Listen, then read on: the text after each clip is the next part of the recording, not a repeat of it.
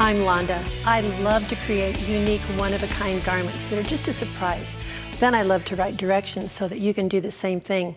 Follow me at my blog, my website, my YouTube channel, or even come and sew with me in Jackson, Tennessee at my studio. Two completely different garments are a t-shirt and men's ties. Formal, informal. Let's put them together and see what we can come up with. One of the very first garments I made doing that was this one. This garment I wear at least once every 2 weeks, and I made it about 3-4 years ago, and it goes into the washer and dryer, comes out looking just like this. I made no repairs on it. So these are very washable type garments. I love to use this base. I find it at the local discount store.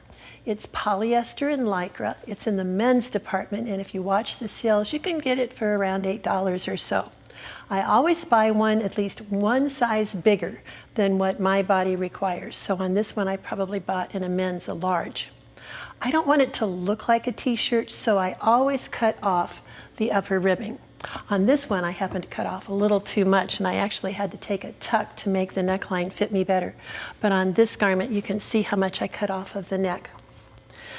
Then you need men's ties. I look at it as a symphony, and you need to, or a play, you need to have a main actress and then some supporting actresses. So when I dove into my collection of ties, and the best place to get ties is at estate sales, I look for a main actress, and in this case it turned out to be this one, which ended up to be one of the ties of my late brother, so that makes this garment even that much more special. Then for supporting actresses, I found these two different stripe ties. On ties, you can even look at the back side of ties because that might be really good as well.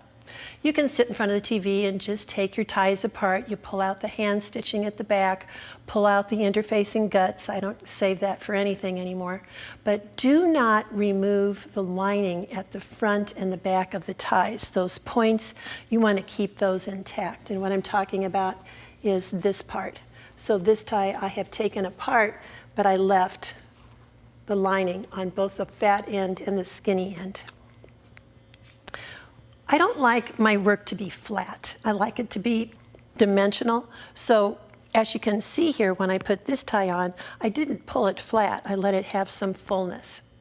And then I had this idea of simply cutting two little slits right into the body of the t-shirt. They're not buttonholes, they're just slits. The cool thing about knits is that knits don't ravel, so you can have cut edges, they'll just roll and have personality. So then I took the tie and just threaded it through the little two slits. And then I did tack it to hold it in place. I put it on my dress form and located where my bust points are with safety pins. This I'll show you down here in a minute. And then just had fun, pinning and draping, standing back, taking a picture with my phone. On this sleeve, what I've done is cut a little bias strip of the tie. That's the other thing that's neat about ties is that they're bias. To make it fit, what I did was I took some tucks here on this side. I repeated the tucking at the sleeves. And then on this side, I just put another end of that small tie and let it hang open. So that's one of my favorite ties and tees tops. I wanted to do the same thing again fresh for this episode, so I took a darker colored t-shirt and I showed you what I cut out. Always cut out less rather than too much, and always save the parts you cut out because you might want to use them someplace else. So again, you see the same technique of cutting the slits. On this one, I did nothing to the neckline. I just let it be raw, whereas on this one, I did bind it with silk du peony.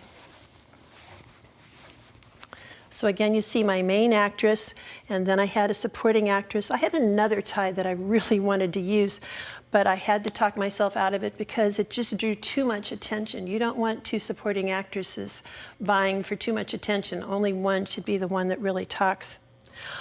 Then I went to my button box and found some really cool buttons to make use of on this one.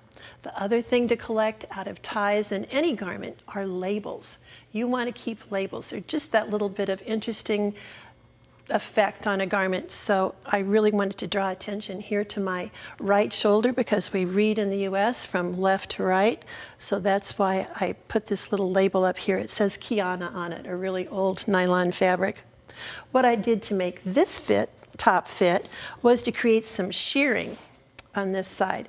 And how I did that was with 1/8 inch elastic. In a little bit I'll show you how I do that at the sewing machine.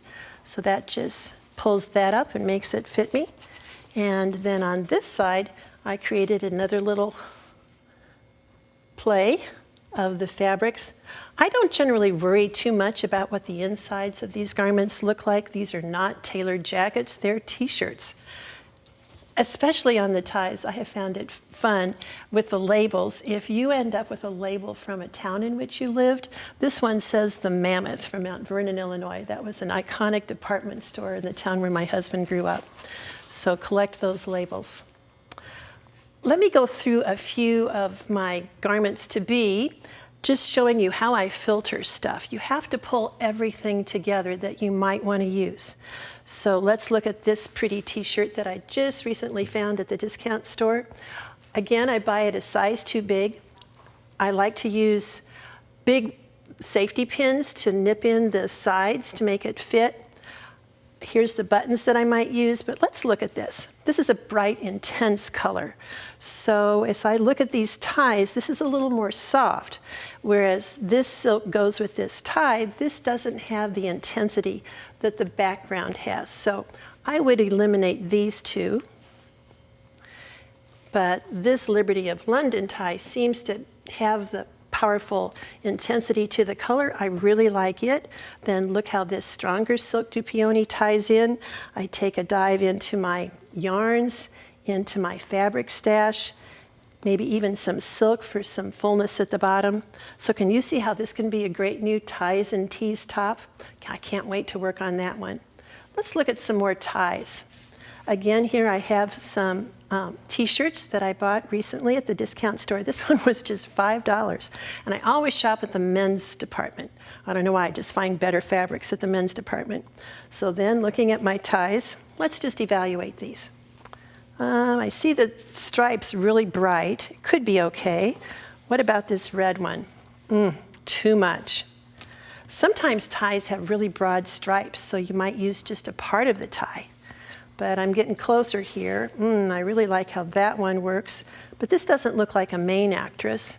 This one would be better. I love that. My grandma loved Paisley, so I have a definite love for Paisleys as well. So these two are looking really good together. And I like that. How about this one? Perhaps. So I would probably eliminate these three and start to play with these. There's some rules. If in doubt, leave it out, and less is best. And stop before you think you're done. The next thing we're going to do is talk to you about bobbin work and shearing. And I have done that on this top. Just scraps laid on top of the t-shirt that I actually made bigger rather than smaller by adding godets using another t-shirt on the side. Here I used the collar from a man's polo shirt. But the things I want to really point out on this top are the decorative stitching. Now you can't put a heavy thread like that through the needle at your sewing machine. We're going to do what's called bobbin work, where you put it in the bobbin at the sewing machine. The challenge becomes when you're designing, and you have to use a dress form in order to design, or you can put it on your body and draw. But I had to just draw, where do I want the lines? Now bobbin work is done upside down. So I have to figure out how to get these lines that I draw on the outside transferred to the inside. So what I do is draw them and then just go and stitch with regular thread over those lines. And then when I turn it over, I know where to go. So let's go to the sewing machine. The threads that I like the best for bobbin work are those that are made for use in the loopers of the serger. So you just wind these threads on your bobbin using the regular bobbin winder on your sewing machine.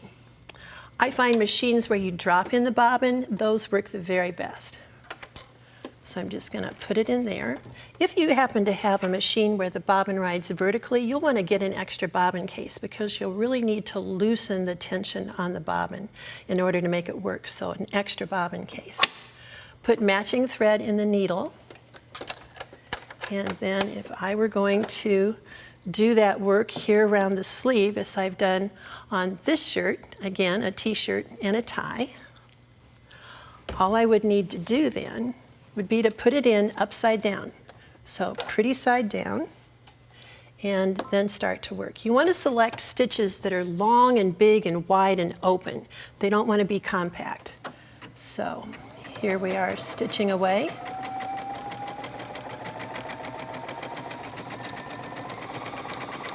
This is the big long wave stitch that I love. See how it looks? Isn't that fun? I love bobbin work. And then how you do shearing on the sewing machine. I looked at so many garments to figure out the best way to do shearing, and what I came up with was to just put regular thread in the top and the bottom at your machine, put it back to straight stitch, and then take 1/8 inch braided elastic, good old 1/8 inch braided elastic. So if I were going to shear the side seam on this shirt, I would lay it down, give myself plenty to hold in the back, and I'm going to do it just within the seam allowance. You hold in the back, you hold in the front, and you just pull with all your might so that you're zigging into the elastic and off. Pull, pull, pull, pull, pull.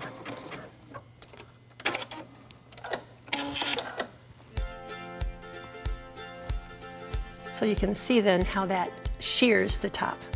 Those are my ideas for combining ties and tees to make a really great garment.